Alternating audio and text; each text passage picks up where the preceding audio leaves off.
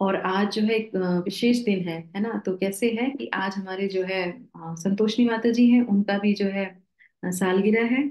और हमारे जो संगीता कुटेटा माता जी हैं, उनके यहाँ भी जो है आज एक लक्ष्मी जी ने जन्म लिया है, तो वो नानी बन गई हैं। तो हम इस शुभ अवसर पे, हमारा जो है परिवार बड़ा हो रहा है, खुशी का अवसर है, सब लोग आध्यात्म जीवन में आए। तो इस कामना के साथ जो है हम हरे कृष्ण महामंत्र उन सब के लिए, उनके आध्यात्मिक उन्नति के लिए, माता जी जो प्रथम बार आई है इस कक्षा में, उनके लिए, सबके लिए जो है 3 बार हरे कृष्णा महामंत्र बोलेंगे और सबको ठाक। My daughter-in-law Nupur's birthday also. हरी बोल। तो आज विशेष दिन है ना, तो सर अच्छी अच्छी खुशखबरी है।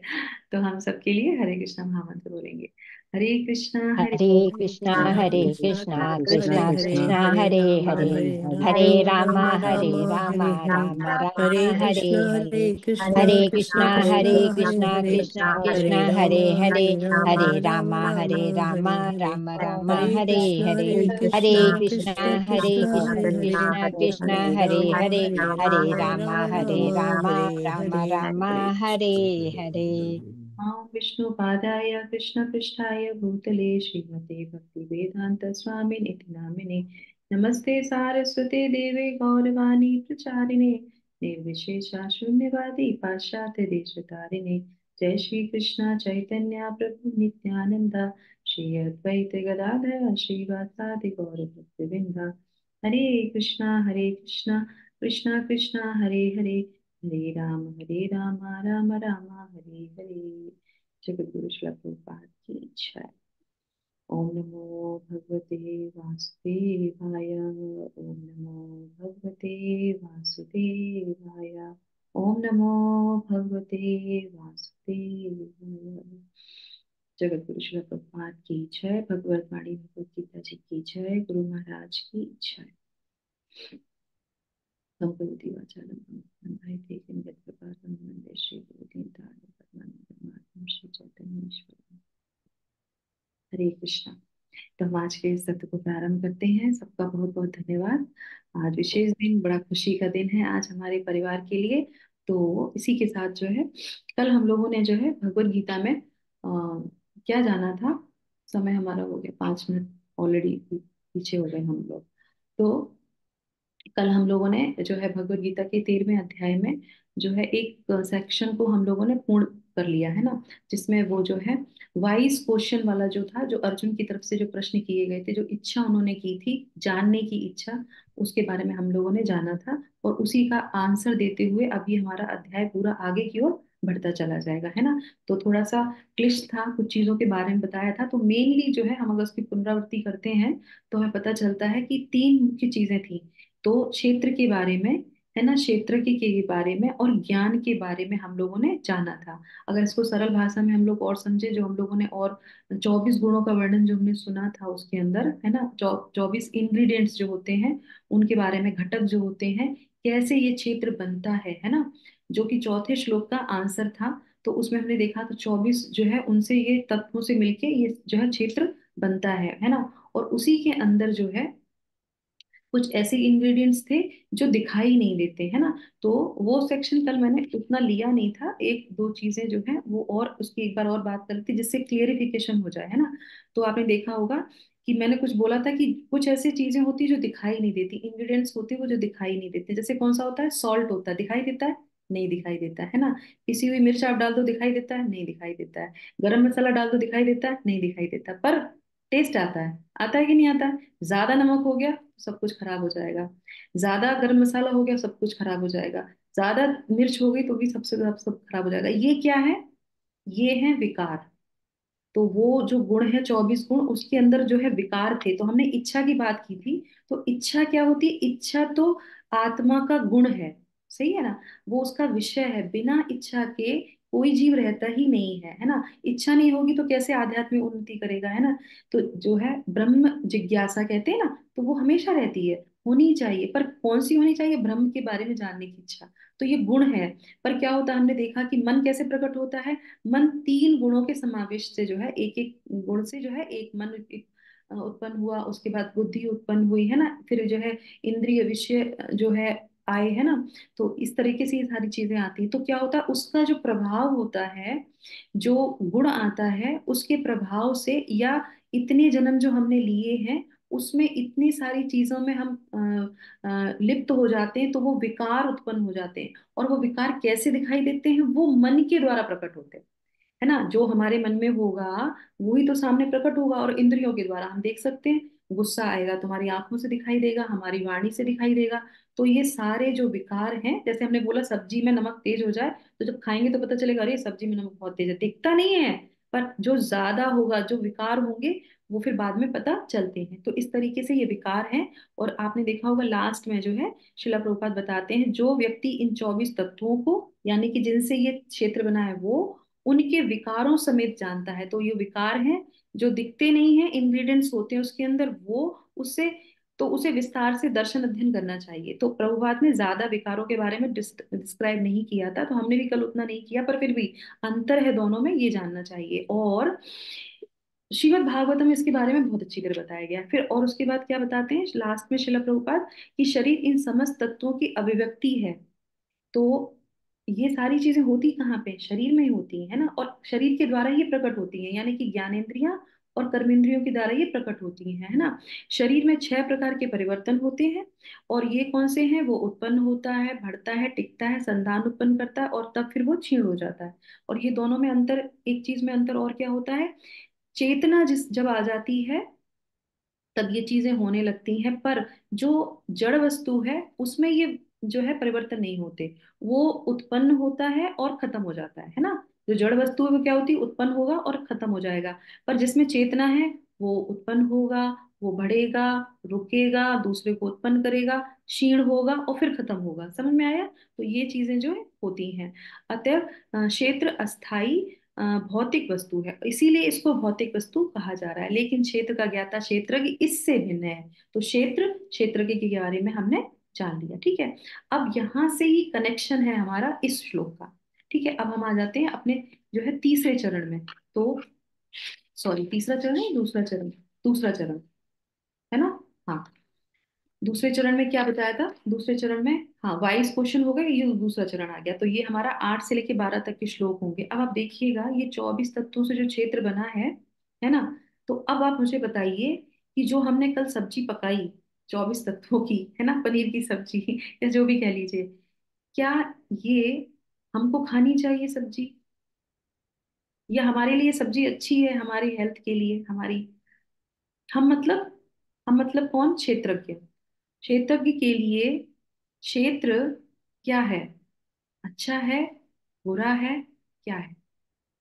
अच्छा है माता जी, अच्छा है, ओके, और कौन। because we are heading towards knowledge now. Yes, very nice, good.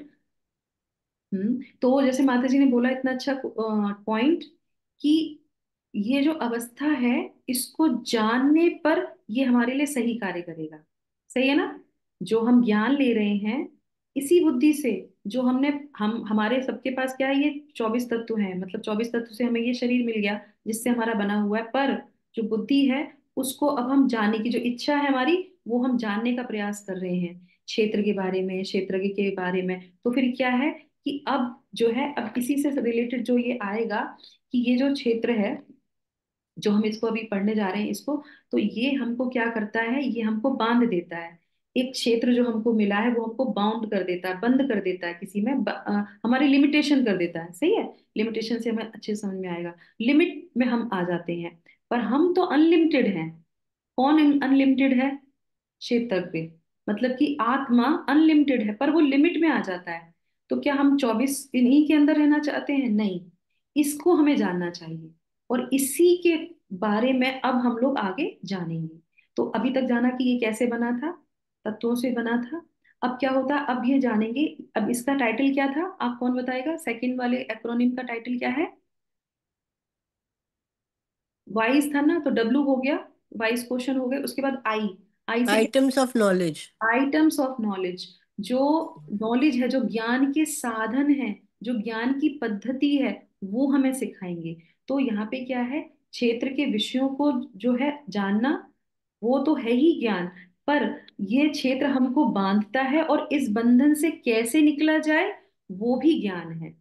समझ में आया? तो ये दूसरा ज्ञान, अब इस किस पद्धति से, किस साधन से हम इस लिमिटेशन से बाहर आ सकते हैं, क्योंकि हम तो बंध गए। जैसे एक छोटा सा उदाहरण मैं आपको देती हूँ कि क्षेत्र जो हमें मिला है, हमने उसमें कर्म किया, सब कुछ किया, पर फिर भी जैसे हमें एक क्षेत्र मिला, और हमने उसमें घर बना लिया, घर के पीछे हमने एक छोटी सी क्यारी बना ली है ना। अब उसी घर में हमारे बच्चे भी हैं, कोई जानवर भी है, कुछ भी है, कोई कीड़ा मकोड़ा है, सब कुछ है ना।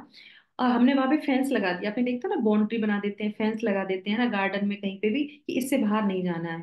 करेक्ट? तो वो क्या हो गया, लिमिटेशन हो गई। अब ना घर का बच्चा बाहर जा सकता है, ना घर का जो जानवर है वो जा सकता है, जीव जंतु है वो भी बाहर नहीं जा सकते, ही नहीं। अगर वो फेंस नहीं होते तो वो बाहर जा सकते थे। करेक्ट? तो जैसे मान लीजिए, और उसको हम अपने से रिलेटेड करते हुए समझाते हैं कि ये जो हमारा शरीर है, स्त्री का शरीर, स्त्री का क्षेत्र, पुरुष का क्षेत्र, अंतर है कि नहीं है? लिमिटेशन हो गई कि नहीं हो गई? और ऐसा नहीं है कि ये स्थूल शरीर से है, ये मानसिक अवस्था से भी जो है लिमिटेशन होती है। शुरू से ही एक लिमिटेशन हो जाती है कि नहीं, ये हमारी लिमिट, हम इससे बाहर नहीं जा सकते, तो हमको बांध दिया जाता है।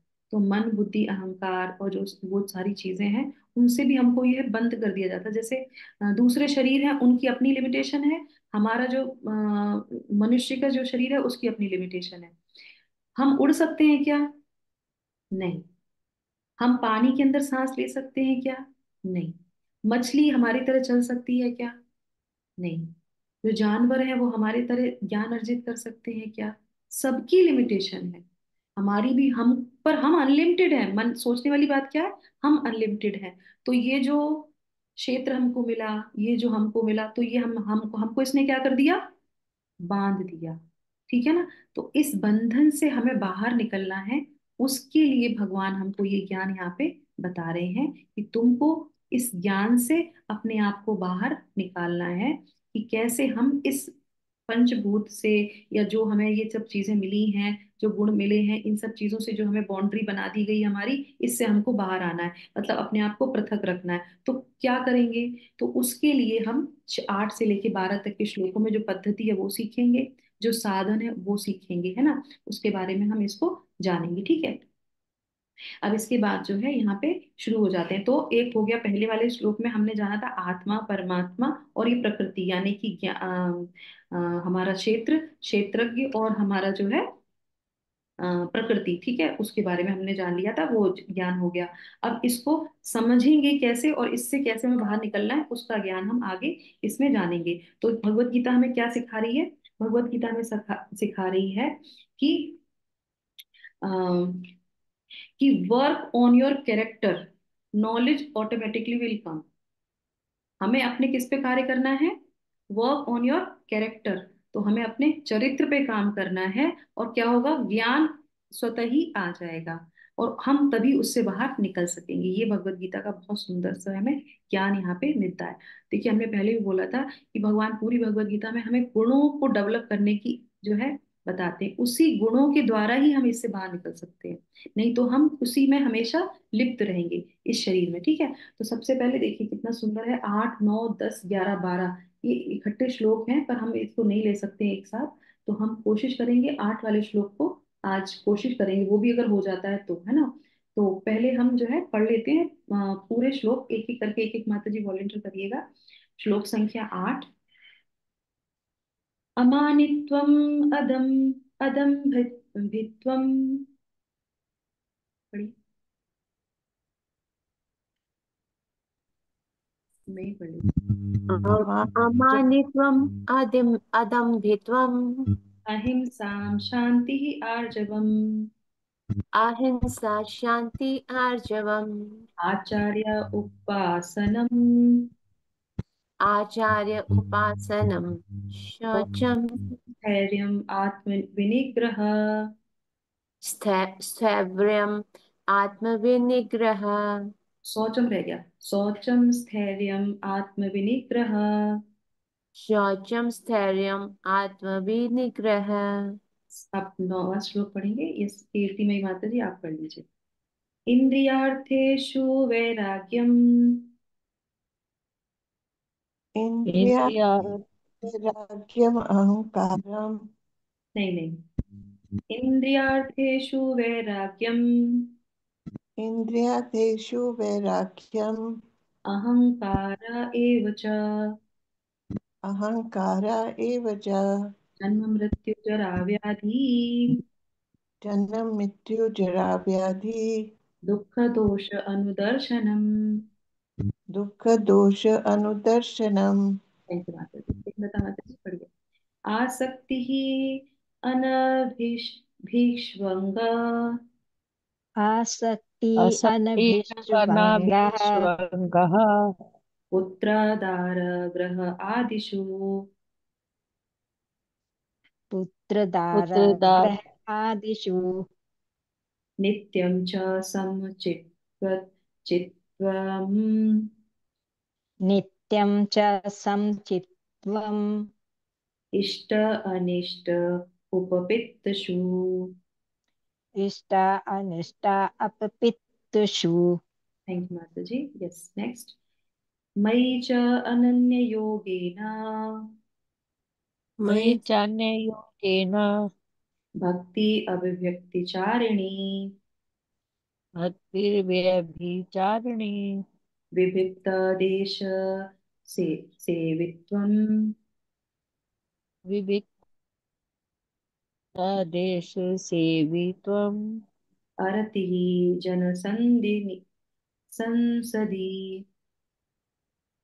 अरति अरतिर्जनसंसादि संसदि यस माता जी। नेक्स्ट पढ़ेंगे।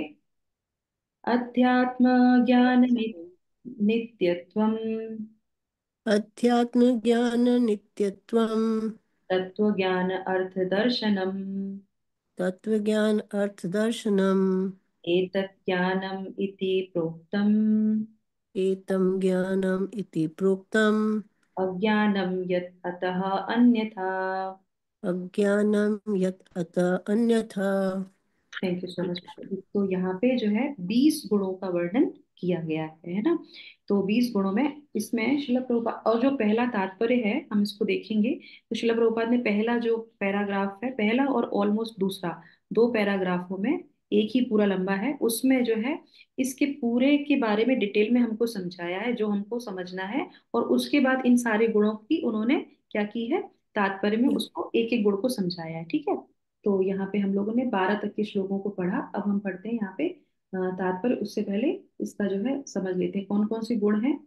विनम्रता, दंभहीनता, अहिंसा, सहिष्णुता, सरलता, प्रमाणिक गुरु के पास जाना, पवित्रता, स्थिरता, आत्मसंयम, इंद्र तृप्ति के विषयों का परित्याग, अहंकार का अभाव, जन्म मृत्यु वृद्धावस्था तथा रोग के दोषों की अनुभूति, वैराग्य, संतान, स्त्री, घर तथा अन्य वस्तुओं की ममता से मुक्ति, अच्छी तथा बुरी घटनाओं के प्रति संभाव, मेरे प्रति निरंतर अनन्य भक्ति मतलब भगवान के प्रति, एकांत स्थान में रहने की इच्छा, जन समूह से विलगाव, आत्म साक्षात्कार की महत्ता को स्वीकारना तथा परम सत्य की दार्शनिक खोज करना, इन सबको मैं ज्ञान घोषित करता हूँ और इनके अतिरिक्त जो भी है वह अज्ञान है। तो समझ में कितना बड़ा भगवान ने यहाँ पे सेंटेंस बोला है। इसके अलावा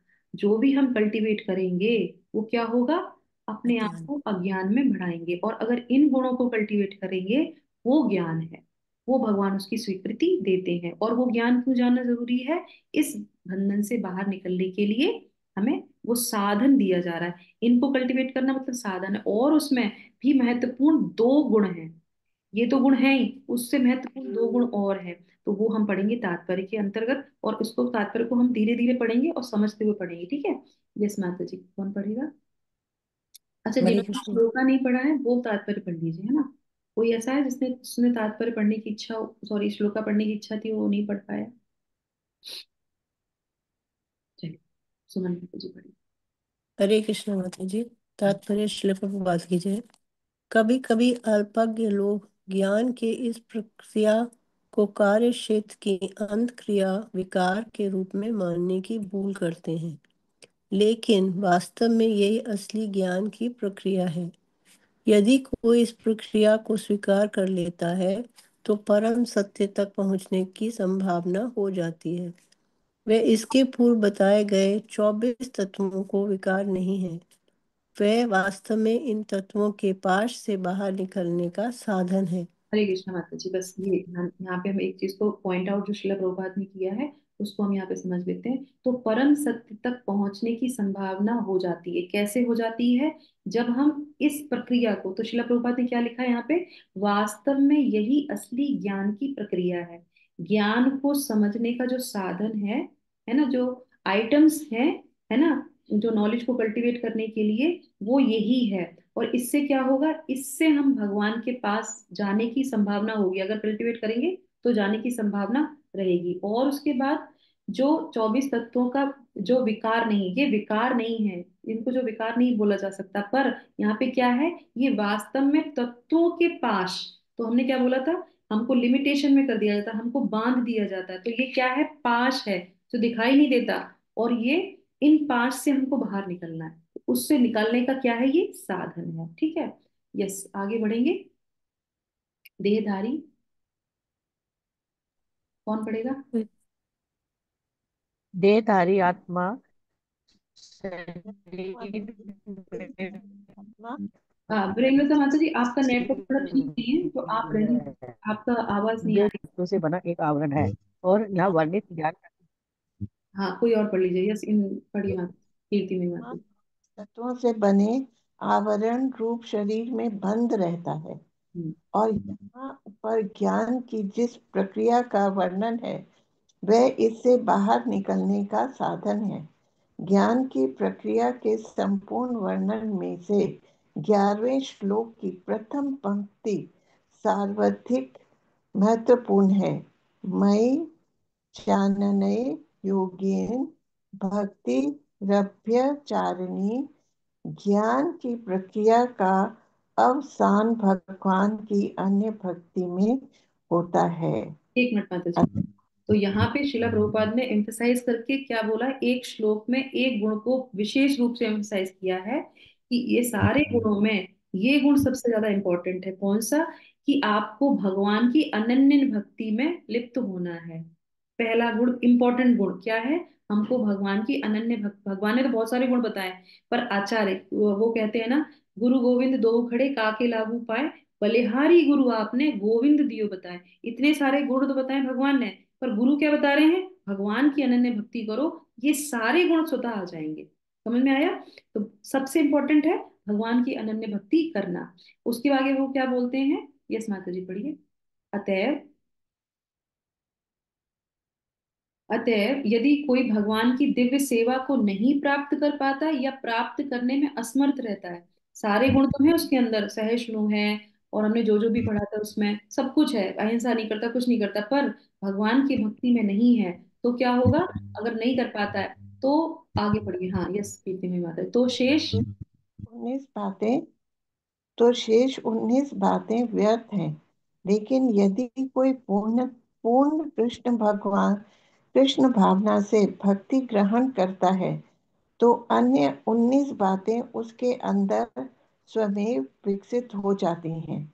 जैसा कि श्रीमद् भागवत में 5.18.12 में कहा गया है, यस्याति भक्ति भार्गव वत्स किंचना सर्वे गुणस्त्र समासते समासते सुरा।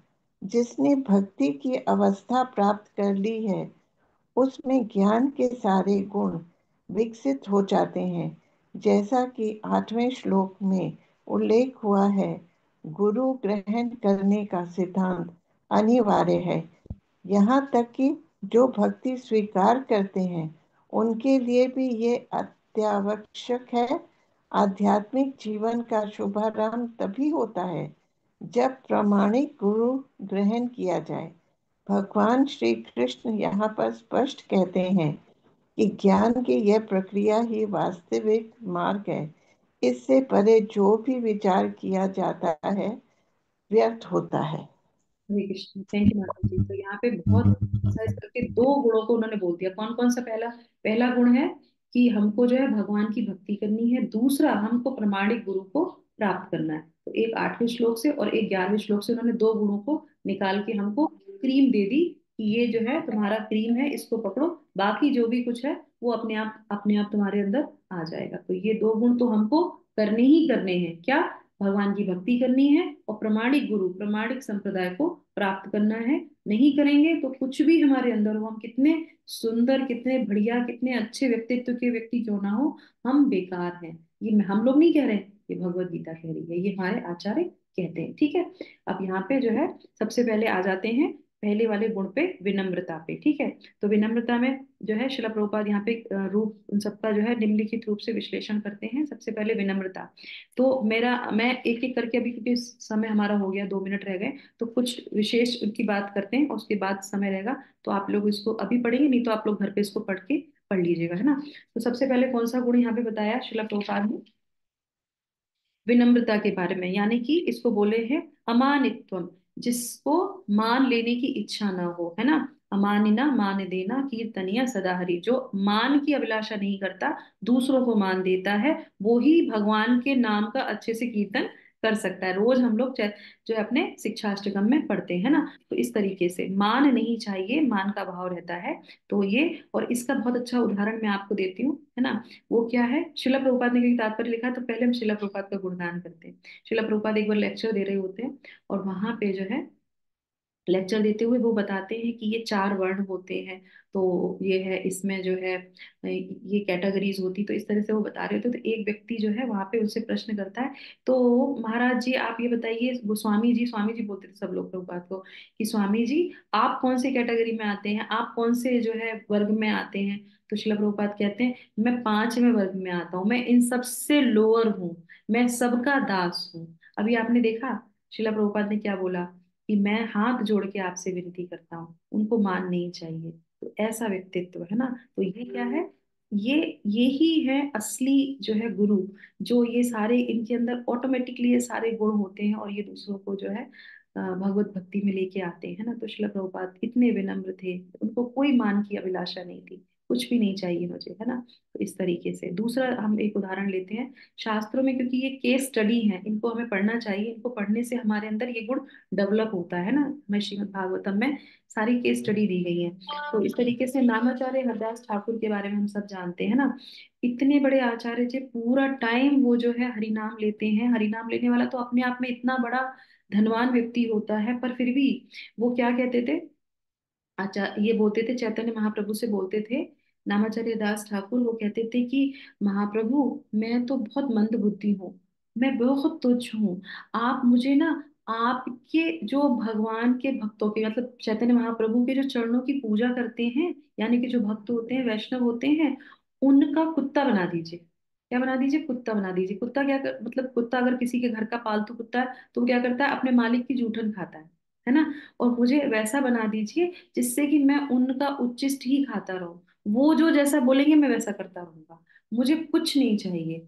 तो इसीलिए वो इतने ग्लोरियस हैं, है ना। इतने वो ग्लोरियस है, जो इतना हम लोग अगर 16 राउंड कर लेते हैं, अरे हम तो 16 राउंड करते हैं हमारी तो दीक्षा हो गई, हमारा तो ये हो गया, हमारा तो वो हो गया, कितना, कितनी विनम्रता है हमारे आचार्यों में। तो वो है बिल्कुल जो है मान नहीं चाहिए उनको, इस तरीके से वो करते हैं। दूसरा हमारा इसमें आ जाता है दंभ, है ना। इस श्लोक में आता है दंभ। दंभ क्या मतलब, क्या होता है यहाँ पे? दंभ का मतलब होता है यहाँ पे कि जो है, जो आपके पास नहीं है आप उसको दिखाते हो, आप असली में वो चीज नहीं है। जैसे साधु है, ऑरेंज कपड़े पहन रखे हैं, पर अंदर से क्या है, भगवत गीता में हम लोगों ने जाना था 3.6 में, कि वो व्यक्ति जो बाहर से दिखाता है कि मैंने अपनी इंद्रियों पे कंट्रोल कर रखा है, मैं साधु हूँ, और अंदर से उन्हीं विषयों के बारे में सोचता रहता है, तो वो क्या है, वो जो है दंभ में है, वो दूसरा चीजें दिखाता है और वो खुद करता नहीं है। इसके संदर्भ में कुछ हम वो ले लेते हैं, उदाहरण ले लेते हैं, और इसके बाद आप लोग प्लीज इस पैराग्राफ को पढ़ लीजिएगा। ठीक है, तो इसमें सबसे अच्छा उदाहरण जो है, जो नहीं है उसको दिखाना, है ना। तो कंस था, तो कंस क्या करता था, कंस जो है धर्म का जो है, उसने एक ओढ़नी ओढ़ रखी थी, धर्म का जो है आवरण ओढ़ लेता है और अधर्म करता है। समझ में आया? तो वो धर्म का आवरण ओढ़ के अधर्म करता है, मतलब कि जो नहीं है उसके पास उसको दिखाता है और खुद उस चीज को पालन नहीं करता। इसको कहते हैं दंभ, झूठा अहंकार, है ना, घमंड। और उसके बाद दुर्योधन क्या करता था? दुर्योधन जो है दान का दिखावा करता था, देता कुछ नहीं था, दान का दिखावा। दिखावा मतलब क्या होता है कि सही तरीके से दान को न देना, है ना, उसके अंदर कुछ और चीजें उसके अंदर भरी रहती थी। तो भीष्म पितामह कहते थे ये दंभ का दान है। क्या बोलते थे उसके लिए? दुर्योधन का दान दंभ का दान है। और उसके बाद रावण, रावण के अंदर तो ज्ञान भी था, है ना, पर क्या था उस ज्ञान से, क्योंकि दंभ था, है ना, घमंड था, झूठा अहंकार था उसके अंदर, तो उस ज्ञान से उसको क्या हुआ था, उसके ज्ञान से उसको जो है दंभ आ गया था, विनम्रता नहीं आई थी। तो इस तरीके से हमारे जो है आचार्य हमको, ये जो है हमारे शास्त्रों में हमें इतना सारा जो है इसके बारे में पता चलता है। अब हम पढ़ते हैं अहिंसा के बारे में, जो शिला प्रभुपाद ने यहाँ पे दिया है, उसके साथ हम इसको यहाँ पे विराम करेंगे। वैसे तो सोचा था मैंने और ले लूं, पर ऑलरेडी टाइम हो गया हमारा। तो सहिष्णुता, अहिंसा पढ़ते हैं। अहिंसा में शिला प्रभुपाद का तात्पर्य पढ़ेंगे। यस माता जी, पढ़िए। कौन पढ़? अहिंसा का सामान्य अर्थ वध न करना या शरीर को नष्ट न करना लिया जाता है, लेकिन अहिंसा का वास्तविक अर्थ है अन्यों को विपत्ति में ना डालना। देहात्म बुद्धि के कारण सामान्य लोग अज्ञान द्वारा ग्रस्त रहते हैं और निरंतर भौतिक कष्ट भोगते रहते हैं। अतएव जब तक कोई लोगों को आध्यात्मिक ज्ञान की ओर ऊपर नहीं उठाता, तब तक वह हिंसा का अभ्यास करता रहता है। व्यक्ति को लोगों में वास्तविक ज्ञान वितरित करने का भरसक प्रयास करना चाहिए, जिससे वे प्रबुद्ध हों और इस भव बंधन से छूट सकें। यही अहिंसा है। हरे कृष्ण। है ना, जब मैं इसको पढ़ रही थी तो मुझे इतना अच्छा लगा। और कि हम अगर किसी को कुछ बोल देते हैं, वैसे तो तीन तरीके से अहिंसा होती है ना, मन से, वाणी से और कर्मों से, ठीक है। पर शिला प्रभुपाद क्या बोलते हैं कि अगर आप किसी को जो है ज्ञान के मार्ग पे लेके आते हैं, उसके स्तर से उसको ऊपर उठाते हैं, तो वो सबसे बड़ी अहिंसा है। नहीं तो वो क्या होगा, वो इसी जगह बार बार आएगा, बार बार जन्म लेगा, बार बार मरेगा। वो सबसे ज्यादा हिंसा है। तो हमें अगर कोई चीज पता है तो हमें दूसरों को बतानी चाहिए। तो ये आप देखेंगे अब मैराथन शुरू होने वाला है ना। 1 तारीख से हम लोग देखेंगे भगवत गीता का जो है जन्म दिवस होगा, है ना, उनका जो है इस मोक्षदा एकादशी को। तो शिला प्रभुपाद क्या बोलते हैं, हमको यहाँ पे कितनी अच्छी शिक्षा दे रहे हैं। वो क्या कह रहे हैं, हमें ज्ञान का वितरण करना चाहिए, हमें भगवत गीता पढ़नी चाहिए, हमें भगवत गीता को दूसरों को देना चाहिए, दूसरों को प्रेरित करना चाहिए कि वो भी भगवत गीता दूसरों को दें। जब भगवत गीता जी आई जाएंगी तो अपने आप जो है ज्ञान आ जाएगा आपके पास, क्योंकि गुरु की कृपा आपके पास आ जाएगी। कोई भक्त जो है उनके घर में उनको देगा, तो स्वतः ही वो जो है धीरे धीरे फिर जो है उसको लेगा, और धीरे धीरे भगवत गीता हमारे घर में नहीं आती तो हम कैसे इनके ज्ञान ज्ञान को जानते हैं। तो ये सबसे बड़ी अहिंसा है, वो जो है ये है मारना, और ये सब तो है ही खैर, पर उसके ना मारना तो है ही, पर उसके सबसे सबसे बड़ी जो है शिला प्रभुपाद यहाँ पे बता रहे हैं कि जो आध्यात्मिक ज्ञान की ओर ऊपर जो उठाता है वो सबसे बड़ी अहिंसा कहलाती है। तो हमें इस पे हमेशा ध्यान रखना चाहिए, ठीक है। तो अभी हम इसको यहीं पे विराम करते हैं ना। कल हम ले लेंगे सहिष्णुता, सरलता, पवित्रता, है ना, शौचम, और जो है दृढ़ता, ठीक है। ये इसके साथ हम अगले उसमें श्लोक में प्रवेश करेंगे, क्योंकि ऑलरेडी हमारा हो गया यहाँ पे, ठीक है। तो इसी के साथ हम यहाँ पे इसको विराम करते हैं। आप लोग तब तक जो दो और जो हम लोगों ने पीछे पढ़े थे उसके बारे में आप लोग इसको पढ़ लीजिएगा शिला प्रभुपाद के तात्पर्य में, ठीक है। तो आप सब लोग का दिन शुभ हो, मंगलमय हो, और इसी कामना के साथ ये जो ज्ञान हमको मिल रहा है, ये हम ज्ञान से जो है इस बद्ध शरीर से बाहर निकल के आए, भगवान के लिए इच्छा करें, ज्ञान के लिए इच्छा करें, और भगवान के धाम में प्रवेश करने के लिए इच्छा करें, गुरु को प्राप्त करने की इच्छा करें, भगवान के भक्ति करने की हम इच्छा करें। ये ही हमारा सबसे बड़ा गुण होगा, और इसी के माध्यम से हम भगवान के धाम जा सकेंगे। हरे कृष्णा कृष्णा कृष्णा हरे हरे, हरे रामा राम राम हरे हरे। जगत गुरु श्रील प्रभुपाद की जय। हरि ओम तत्सत। Hare Krishna, thank you so much. Hare Krishna. Hare Krishna माता हरे जी। कृष्णा। सभी माता जी को सादर प्रणाम। थैंक यू सो मच माता माता जी, जी। हरे हरे कृष्ण कृष्ण। सभी को सादर प्रणाम।